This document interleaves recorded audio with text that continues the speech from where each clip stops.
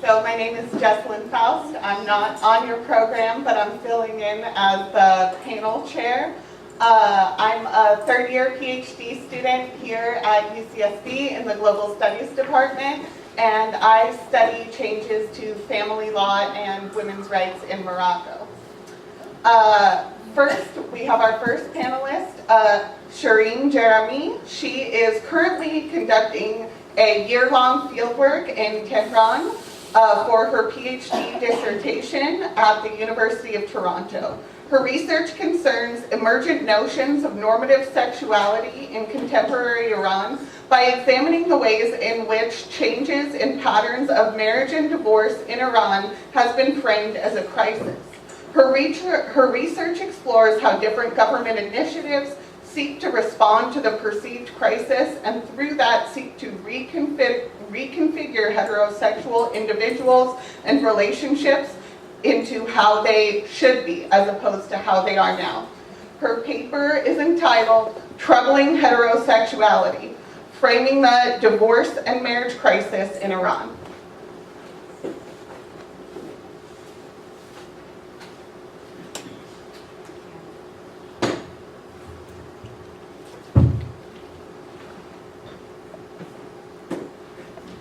In May 2015, the Iranian government launched its first official online matchmaking website. This initiative is part of a national mandate to counteract declining marriage rates and skyrocketing divorce rates. In fact, the shift in marriage and divorce rates and patterns in Iran has been increasingly framed as a social crisis in the press and by state officials.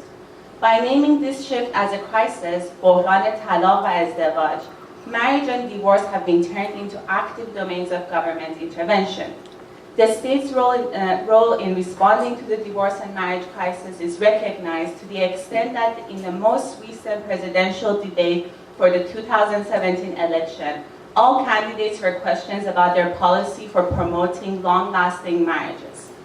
With numerous diagnoses of the factors behind it, such as high rates of marital sexual dissatisfaction, drug addiction, changes in generational attitudes towards marriage and divorce, the scope of state intervention has widened and continues to grow.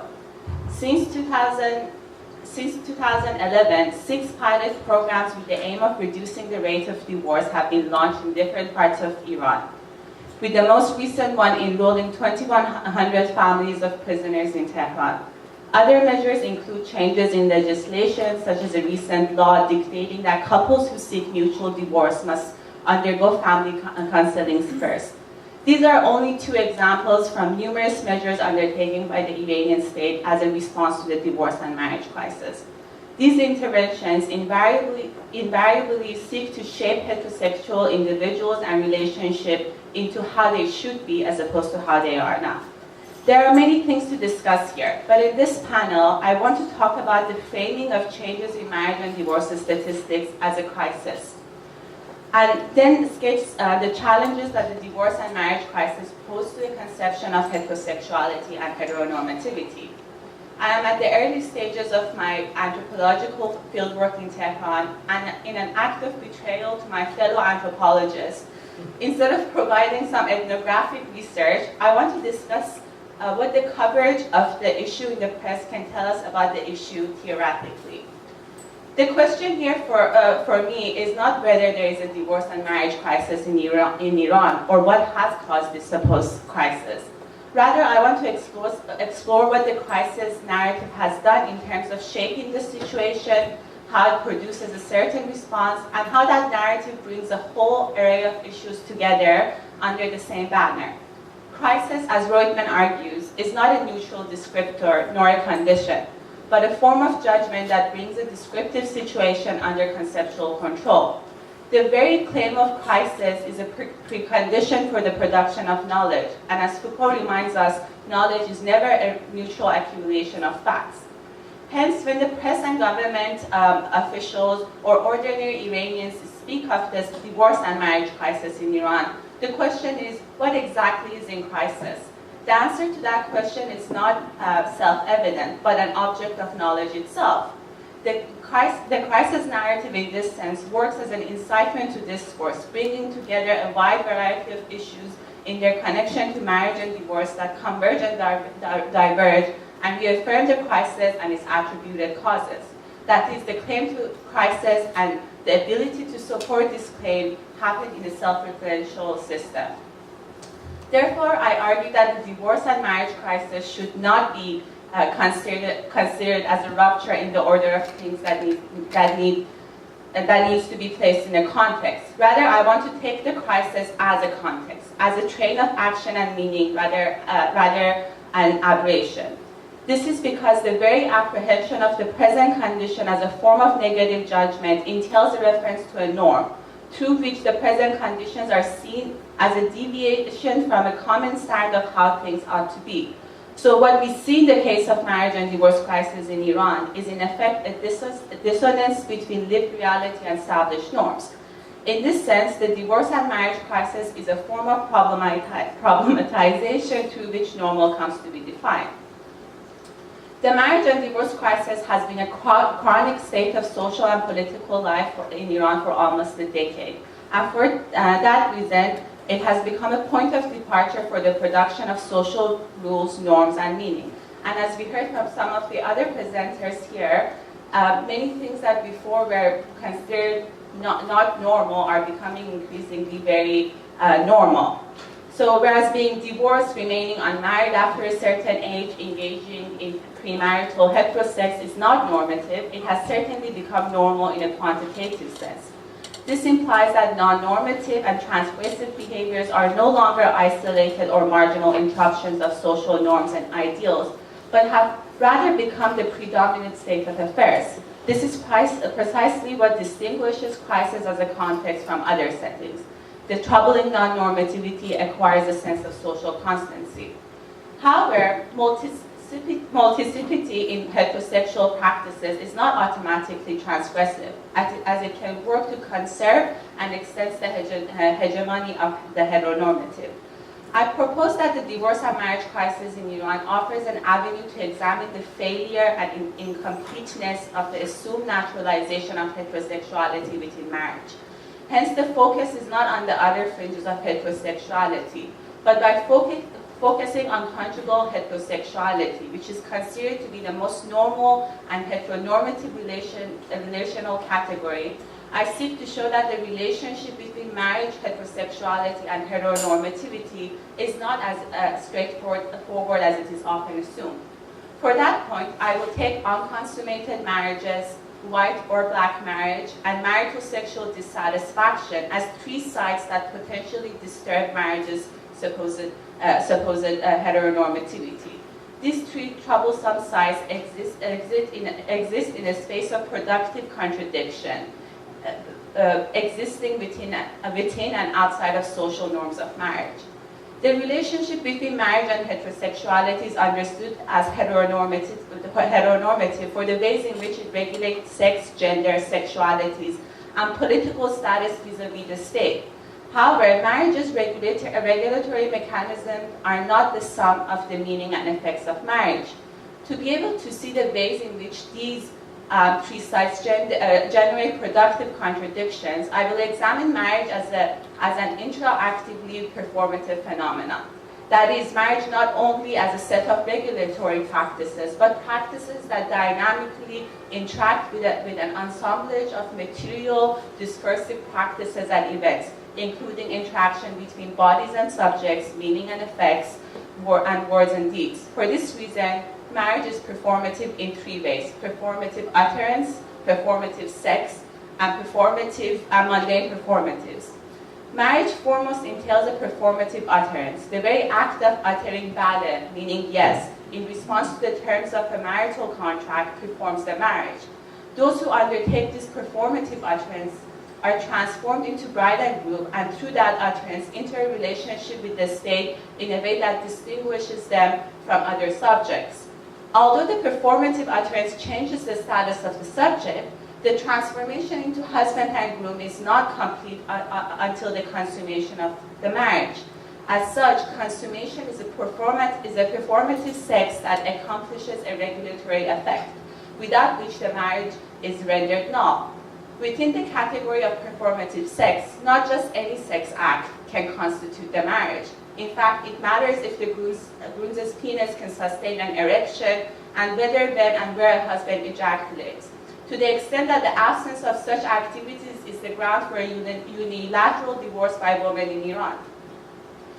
The last performative aspect of marriage, mundane conjugal performances, refers to normative and everyday acts of being married.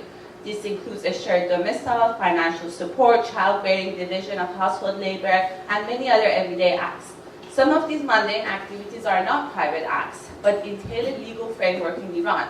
For instance, lack of provisions of maintenance and infertility are grounds for unilateral divorce for women in Iran. Now onto the three troublesome sites. The issue of unconsummated marriages was brought to public attention in the Iranian press, not due to its link to divorce, but through the increased attention to marital sexual problems. There are no official statistics on the actual prevalence of unconsummated marriages, and claims about its prevalence range from 2 to 20%. Given that marriage must entail performative sex for its consummation, unconsummated marriages are in effect an oxymoron. In this sense, what upholds it as a marriage is the continuing and repetitive performance of mundane and normative behaviors, excluding sexual relations, which gains its meaning as conjugal through the performative utterance. Thus, performative sex, while legally required, is not fundamental to performative of marriage. What makes unconsummated marriages a troubling sight is the internal instability that it entails. The unconsummated married couple is not fully legally married without having consummated the marriage, but they are also not married, as they have not turned to law for the dissolution of the marriage. And they are perceived as husband and wife by others without having made a transformation from bride and groom to performative sex. As such, the unconsummated couple cannot fit within any of the existing categories, married, divorced, husband and wife, without destabilizing what these categories entail. The second troubling side in marriage is the issue of marital dissatisfaction, marital sexual dissatisfaction, which has increasingly been identified as one of the key factors that contributes to the rise in divorce rates. And if we take the Ministry of Health statistics as face value, currently 63% of couples are unhappy with their sexual relations. Given that marriage in Iran locates heterosexual sex within marriage, the mundane performative aspect of marriage includes sexual relations between the couple. And in Shia Islam, it is sexual satisfaction as opposed to procreation that is the rationale of marriage. Furthermore, the Iranian state's response to the issue of marital sexual dissatisfaction, be it the educational programs that it has, be it proliferation of sexual health clinics, media campaign, and a host variety of other initiatives that they have undertaken, has also effectively defined what constitutes good and bad sex. That is, the framing of the rising divorce due to marital sexual dissatisfaction has effectively made sexual relations that do not ensure mutual enjoyment bad sex. What is significant here is that marital sexual dissatisfaction effectively shows that the naturalization of heterosexuality in marriage is not exhaustive. The discussion surrounding marital sexual relations show that the failure of natural heterosexuality and makes it clear that men and women do not know how to keep each other sexually satisfied. Therefore, the emergence of sexual education manuals, workshops, the growth in the number of sex therapists, as well as the establishment of a new PhD degree in sexology in Shahed University, all indicate that natural heterosexuality is no longer presumed. In other words, you cannot leave men and women to practice sex naturally. Additionally, and the third troublesome side for marriage is the issue of white marriage, which is often referred to as black marriage in the press, which is the naming of the cohabitation of unmarried couples as marriage. So I take this as the third side because in the absence of both performative utterance and performative sex, the couple's sexual relationship is deemed to be marriage-like through the continuing and repetitive performance of normative and mundane behaviors attached to conjugal performatives, a shared domicile, sexual relations, financial support for each other, and the division of household labor. However, because cohabitation of unmarried couples is illegal and socially unacceptable, many such couples must pretend to be married in order to be able to rent a place to live and avoid dangerous legal consequences. As such, here the line between performance and performativity is not completely distinct. In other words, the unmarried couples perform being married in relation to the existing norms attached to being married, and at the same time they are deemed as married by others through the mundane normative behaviors that are attached to being married. Those who pretend to be married are not actually married legally, but neither are the couples in an unconsummated marriage. Thus, white marriage and unconsummated marriage are both a kind of performative marriage that lies between legal and illegal and authentic and inauthentic indeterminate space. In this slide, white-black marriage, despite its heteronormative arrangement, can be subversive for the ways in which it denaturalizes marriage as a performative series of action. In sum, I want to conclude here. There's so much more to talk about, the ways in which the marriage and divorce crisis can tell us so many different aspects of the Iranian society. For instance, why the Iranian state is so invested in normative heterosexuality and preserving the normative family, or or the role that the contradiction between the empowerment of the woman over the past 30 years plays with the gendered family law in Iran. But I hope that here I was able to provide some theoretical sketch for one of the ways that we can look at the changes in contemporary marriage in Iran. Thank you.